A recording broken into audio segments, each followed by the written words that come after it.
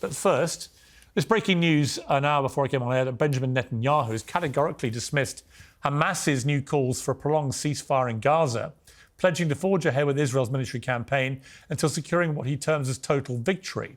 Netanyahu pledged to destroy Hamas and ruled out any arrangement that leaves the Palestinian militant group in full or partial control of Gaza. I would like to emphasize once again, there is no other solution other than this complete and decisive victory, because otherwise it is just a matter of time till the next massacre, and the axis of terror from Iran will continue. So only by destroying Hamas will we have security for the state of Israel in the north and in the south, because Hamas would like to radiate its terror all over the Middle East.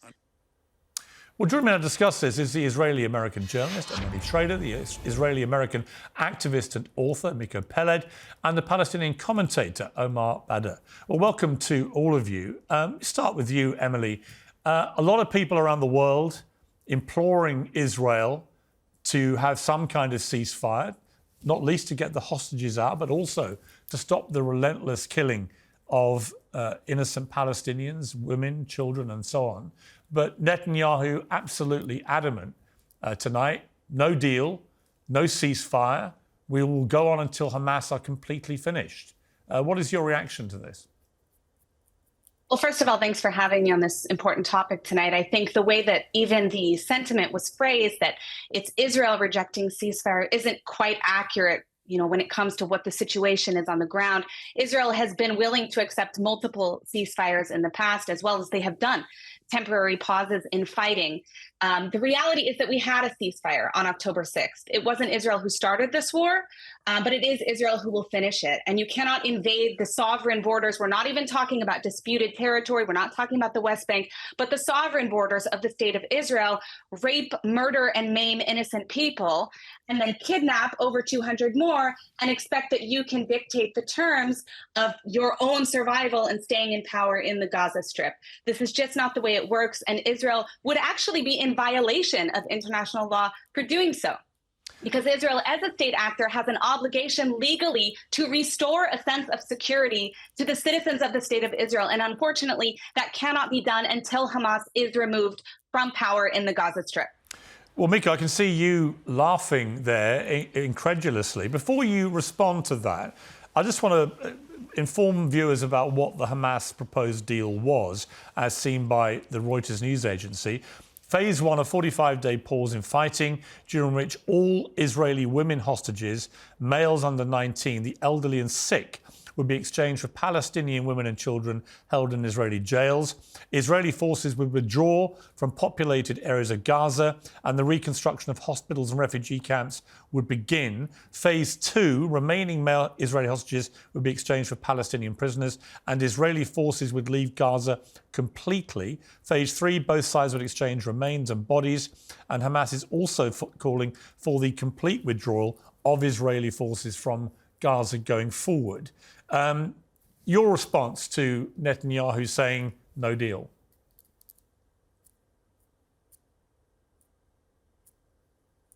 Miko, I'm sorry. I think you're muting. You're on mute at the moment. If you wouldn't mind just unmuting yourself. Sorry about that, yes. You're back. Well, it seems certainly that the Hamas proposal is reasonable, and Netanyahu, being a genocidal maniac who wants to continue the killing and the bloodshed, is not interested. I mean, I think we've seen that the last several months of his policies in Gaza have led to what can only be described as mass genocide. And since the entire world is standing with him and he's not seeing he's not facing any consequences seriously, there's no reason for him to stop. And so the question is, will the international community step in and force him to stop the killing, force him to accept the Hamas or the Palestinian proposals? And will the international community stand by the Palestinians who are now, like I said, presented the world and presented Israel with a very reasonable proposal for ceasefire? Having said that, I think the ceasefire is nowhere nearly enough. I think the entire international community needs to come in and declare a no-fly zone over Gaza and impose severe sanctions against the state of Israel, particularly now since it's obvious that the state of Israel is refusing even a very reasonable proposal by the Palestinians, by the Palestinian representatives in the Gaza Strip.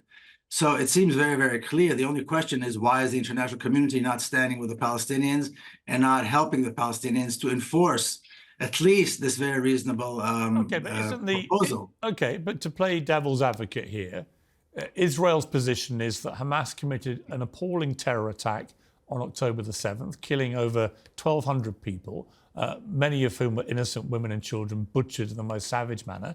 And they have publicly stated since then, Hamas, that they will do the same thing again and again and again if they're able to. And at the moment, depending on which figures you look at least half the Hamas fighting force is still there and still fighting, representing to Israelis an existential threat to their very existence. So why should Netanyahu, in that circumstance, allow half of Hamas to continue to exist and present that threat to his people? Well, the question is why we're accepting the Israeli premise to this. Israel has been engaged in genocide and apartheid policies for 75 years. Palestinians have been living under a reign of terror, particularly in the Gaza Strip. This is not the first time that Israel massacres civilians by the thousands in the Gaza Strip. So why Palestinians are resisting and why Palestinian fighters came out of Gaza on October 7th and engaged in resistance is not the question. Well, it's not resistance, is it? I mean, what is resistant about raping and murdering and kidnapping innocent civilians? Absolute resistance. How is that resistant? Hypocrisy.